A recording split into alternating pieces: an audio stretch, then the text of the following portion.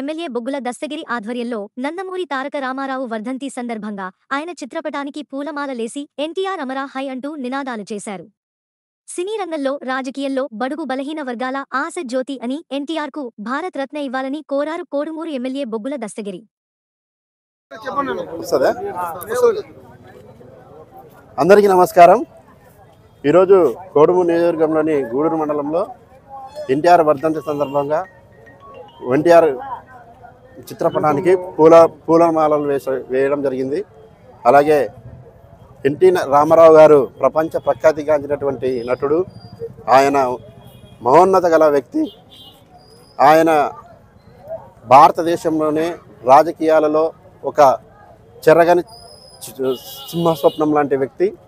ఇలాంటి నాయకుడు మన తెలుగుదేశం పార్టీని స్థాపించి అతి స్వల్పకాలంలోనే మన రాష్ట్రంలోనే దేశంలోని రాజకీయ నాయకులలో అభిమానాలను చూరుకున్నటువంటి వ్యక్తి ఎవరైనా ఉన్నారంటే అది ఒక మన యొక్క ఎన్టీ రామారావు గారు మాత్రమే.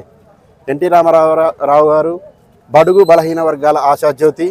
ఆయన ప్రజలే దేవుళ్ళు సమాజమే దేవాలయమైన కాన్సెప్ట్తో మన టీడీపీ పార్టీని స్థాపించి అలాగే ఈ యొక్క రాష్ట్రాన్ని సుపరిపాలన చేసే విధంగా తయారు చేసిన వ్యక్తి మన యొక్క ఎన్టీ రామారావు గారు. ఆయనకి నివాళులు అర్పించడం ఈ యొక్క గూడూరు పట్టణంలో జరిగింది.